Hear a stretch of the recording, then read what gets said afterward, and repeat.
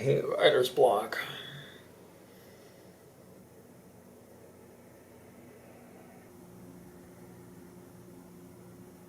Fuck it. I know, I'm making a review on one game. What is this, 2020? I've been thinking about returning to this old format for a while now. The pre-rating system version specifically, because arbitrary numbers make everything harder. So I might just do that for some games so that you guys aren't waiting 2 months for the next review. Or 3. I am still committed to making stuff as long as they need to be, whether it has to be 2 to 3 minutes or 2 to 3 hours. In the meantime, let's take a look at one of the biggest comeback stories in all of gaming. Before the bug-ridden Cyberpunk 2077 went on its redemption arc after a very turbulent launch, this game did the exact same thing 4 years earlier. No Man's Sky was developed by Hello Games and was shown off at E3 2013 to what felt like a standing ovation. Literally everyone was hyped for this game, including me. But I promptly forgot the game was a thing after about a year or two, so I'm strange like that sometimes. Though to be fair, I probably was distracted by other games, so who's to say? The way the game was being promoted did raise a few red flags in hindsight.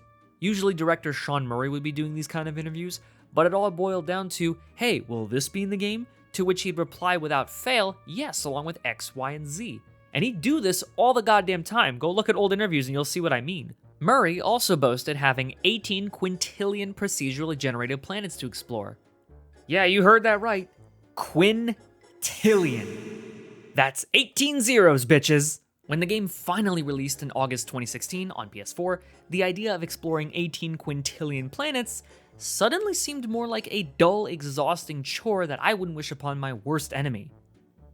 Okay, yeah, maybe I would. To add more salt into the burning wound, the game was leaked 2 weeks before release, causing people to realize maybe this wasn't ready for prime time, but instead of pulling a Half-Life 2 and delaying the game for about a year or two, they just pushed it right out the door anyway.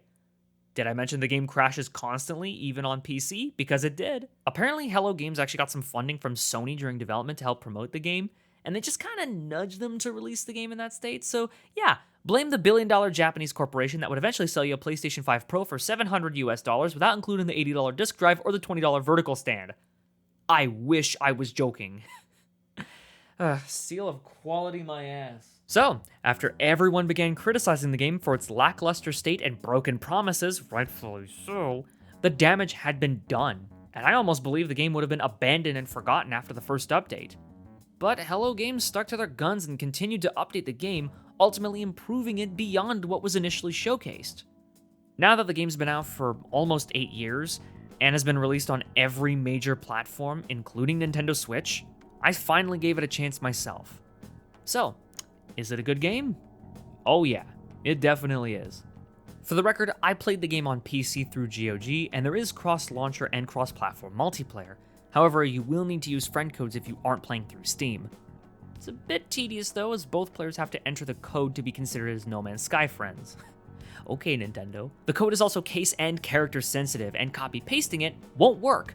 Both players have to type out the whole damn code, whether you're using an on-screen keyboard or not. The experience itself, it wasn't perfect. There were a few sync issues that caused a lot of confusion on both ends, but it worked as intended. The Switch version doesn't really have online multiplayer, but PC users can play with Xbox and PlayStation players. So that's another thing to consider when buying. 32-player lobbies were possible, but Update 4.0 kinda broke that, so oops, you're stuck with at max 8 players, and even then it's not very stable, so practice caution when trying that out and stick with like 4 players max. Also, I didn't know where to mention this, but there is a modding scene for this game, and as I discovered, it's one of the easiest games to get mods up and running for. Watch this. Go to your game files, navigate to game data, PC banks, create a mods folder, install your mods in said folder, rename this text file like so, and you're good to go. If you see this message when the game starts up, then you got it working. Just make sure your mods are compatible with the latest patch. Depending on the mod, you won't need a mod organizer, but you can still use one if you want to. It's your life. Enough padding, let's move on. When you start a new file, you can choose from one of 5 modes: normal, relaxed, creative, survival, or custom. These modes simply give you the freedom to go wherever you want once you have the necessary resources to do so. In creative, they're damn near endless. However, if you prefer something a bit more structured, you can participate in expeditions. I've never played these, but from what I looked up on YouTube, these are timed events that present challenges for you to complete, rewarding you with technologies that may make future challenges easier, as well as exclusive cosmetics for use in current or future playthroughs. You don't have to start a new game in order to participate, by the way. Expeditions can be done with an existing file, so if you want to prepare with equipment and items that may come in handy, you most certainly can. Just make sure you disable PvP in the settings if you're playing with friends. Just putting that out there. Starting up, you wake on a random planet with no knowledge of who or where you are. You're completely naked starting out, aside from the multi-tool in your hand and the suit on your back. Thankfully, the game will point you in the right direction, so you won't be lost for too long. But my first tip to you is switch to the third-person camera with the quick menu when you get the chance. The first-person camera outside of your ship is just terrible. The FOV is far too narrow, and it can't be changed, sadly. Believe me, I checked. You can change the FOV in third person, but not first person. Okay, it might have been a little too much for them. Maybe I'd be singing a different tune if I played in VR, or, waited for a patch. The game updates pretty often, so I can say that, right? After progressing a little further, you start connecting the dots a bit and are then instructed to reach the center of the universe. How you get there is up to you. Want to head straight for the core? You can do that. Prefer to take your time, explore planets, scan wildlife, build a base, and upgrade your knowledge and equipment to become an all-powerful god? There's no stopping you. Once you have access to these space stations, you can customize your character at any time during the game. Create the Orb of Destiny, a sci-fi pyramid head, Temu Buzz Lightyear, or even a comic-accurate Short King. It may be a bit limiting since you can only use what the game provides and there's no color wheel, but I won't lie. It is very amusing seeing some tiny gremlin fly around a planet with a jetpack. There is more you can do at these stations. In addition to visiting shops, crafting ships, or using portals to go to stations you've already been to, or bases if you've built one there, you can also interact with NPCs. If you can understand them, good God. And it's not just NPCs that are difficult to comprehend. I struggle to sometimes understand merchants.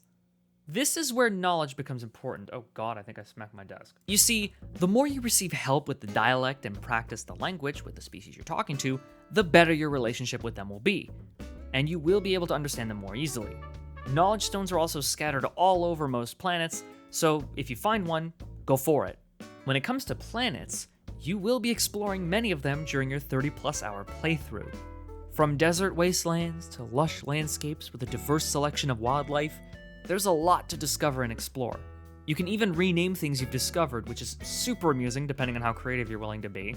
Also, be sure to stock up on fuel for your warp drive because yes, it will indeed take you a few real-world hours to reach a planet if you don't use it. Your ship will become your best friend as it is one of the fastest ways to travel across a planet without taming wildlife.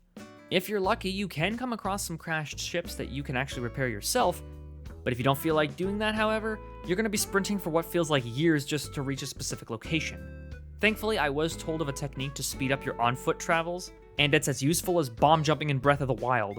Here's how to do it. Use your melee attack and then jump at the right time to maintain your momentum. It even works in water, reminding me of that one scene from The Incredibles. One of the jetpack upgrades does mess with the timing needed, so don't use it if you still want to zip around like a bat out of hell. Also, as mentioned earlier, there is base building, and the game will quickly teach you how that works. I like it, but my main issue with it involves precision. Even with an optional free-roaming camera, it is still a little janky. Some No Man's Sky player who's actually watching this video is probably wondering, why are you skimming over base building? Well, it's because the Switch version doesn't have it, so make of that what you will, I guess. Honestly, this video is only scratching the surface. There is more that I want to talk about, but I'd be getting into some heavy spoilers if I did, so if you're gonna play this game, I'd refrain from looking up anything about this game, only keeping it as a last resort in case you're really stuck. As of this video's upload, I actually haven't finished the game yet. It is more about the journey than the destination, from the planets you can explore to the wildlife you find and even the NPCs and players you can chat with. Every experience is different. Is it perfect? Oh God, no. Is it still a very good game that received the redemption arc it deserved? Absolutely. Is it better than Starfield? Well, I never played it, but considering what's been going on with that game, I'd say yeah, No Man's Sky is better. Give the game a try when you can. It gets really cheap during major sales and game updates, so take advantage of that opportunity whenever Worlds Part 2 drops. The Switch version, though technically impressive, is really not feature complete. I'd only recommend this version if you primarily game on Switch or don't have a Steam Deck or capable rig to run it. I hear it's getting Mac support, so hooray for them, I guess? One more thing. If someone from Hello Games is watching this, which I doubt they are, I sincerely hope they apply the lessons they've learned to their next game, Light No Fire. The game seems promising, but as the saying goes, fool me once, shame on you, fool me twice without learning from the first one.